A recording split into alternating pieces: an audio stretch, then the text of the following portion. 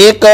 خاتون نے یہ مسئلہ غالباً پوچھا ہے، ہندا ایک ہاسپٹل میں جاب کرتی ہے جس میں ابارشن بھی ہوتا ہے، جبکہ ہندا کا کام ڈسچارج سلپ بنانا ہے۔ سوال یہ کہ کیا ہندا کا ایسے ہاسپٹل میں جاب کرنا عذرو شرع جائز ہے یا نہیں؟ دیکھیں، سوال سے یہ معلوم ہوتا ہے اور بظاہر ایسے ہی ہوتا ہے کہ ہاسپٹل میں صرف اور صرف کوئی ایک کام نہیں ہوتا، یعنی کوئی ایسا ہاسپٹل نہیں ہے جس میں مس کیریج یا ابارشن کا کام یعنی وضع حمل کا ہی کام کرایا جائے، یعنی بچے کو ضائع کروانے کا صرف اور صرف یہ نہیں ہوتا، بلکہ ہاسپٹل کے اندر بے شمار کام ہوتے ہیں۔ تو ان تمام کاموں کے اندر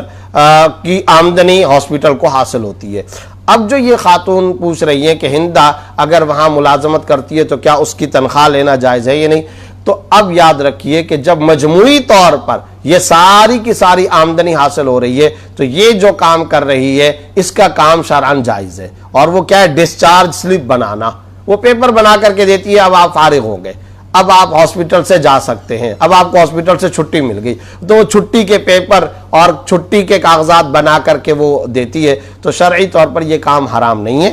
ڈسچارج سلپ بنانے کا کام شرعاً جائز ہے، اور اس کی تنخواہ اگر یہ لیتی ہے تو چونکہ وہ مجموعی آمدنی ہے تو مجموعی آمدنی سے وہ تنخواہ بھی لے سکتی ہے۔ ساتھ ہی ساتھ پلس یہ بات بھی ذہن کے اندر رکھیں کہ یہ جو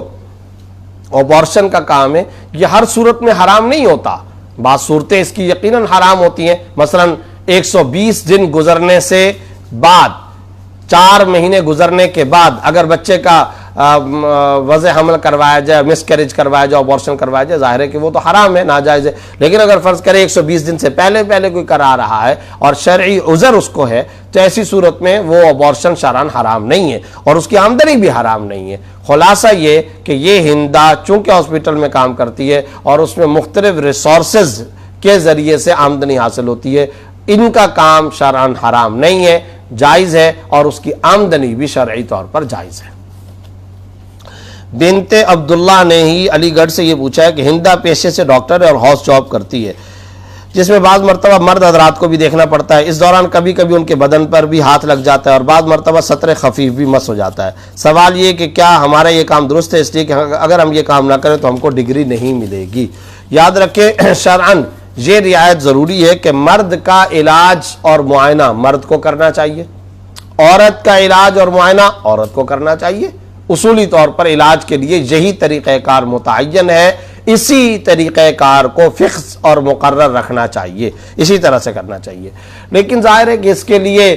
خواتین بھی الگ سے ڈاکٹروں کا ہونا ضروری ہے، مرد ڈاکٹروں کی اویلیبلٹی بھی ضروری ہے، پھر بعض اوقات حکومتوں کی انوالومنٹ بھی ضروری ہوتی ہے، اداروں اور مینجمنٹ اور ان کی انتظامیہ کے لیے بھی انتظام کرنا یہ ضروری ہے۔ تو یہ تو بہت ایک لارج اسکرین ہے، ایک پورے کا پورا اس میں ایک سوسائٹی انوالو ہوگی، ایک معاشرہ انوالو ہوگا، اور تب جا کر کے یہ انتظام ملے گا۔ جب تک اس طرح نہ ہو تو خاتون کے لیے ہاؤس جاب کرنا شرعاً جائز ہے یا نہیں؟ تو اس کا جواب یہ کہ یہ جائز ہے۔ مرد کا علاج و معائنہ کرنے کے اندر حتی الامکان عورت کو مجبوری کے درجے میں جب علاج کرنا ہی پڑے، معائنہ کرنا ہی پڑے، تو حتی الامکان اسے کوشش کرنی چاہیے کہ جتنا زیادہ ہو سکے مرد کے اختلاط سے بچے، اور اگر جسم کے کسی حصے پر اس کو چیک کرنا ہے تو دستانے پہن کر کے چیک کرے، نمبر 1۔ نمبر 2، اس وقت بھی اپنی نظروں کی حفاظت کرے، بوقت ضرورت بقدر ضرورت معائنہ کرے۔ ان 2 شرائط کا خیال رکھے، بوقت ضرورت اور بقدر ضرورت۔ اگر ان تمام حدود اور قیود کی پابندی کرتے ہوئے کوئی خاتون ہاؤس جاب کرتی ہے اور پردے اور دل اور نگاہ کی مکمل حفاظت کرتے ہوئے یہ کام انجام دیتی ہے تو شرعاً اس کی گنجائش ہے۔